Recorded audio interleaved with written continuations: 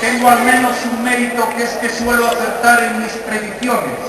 Ayer dije en Santander, Jaime le va a dar una malleira, que eso es en gallego, a López Aguilar en el debate. Acerté totalmente, un 10.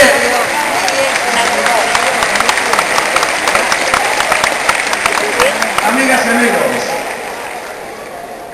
ahí está la diferencia. Allí había, por un lado, solvencia, rigor, sensatez, sentido común, conocimiento de los programas y de los problemas de los españoles, y por otro lado había eslogans y engaño, que es lo único que estamos viendo en esta campaña electoral. Jaime, mil enhorabuena, el honor es nuestro, tenemos un candidato de primera. Y oye, el comité electoral ha acertado y hay que presumir de que el comité electoral, y yo que lo he apoyado, hayamos acertado.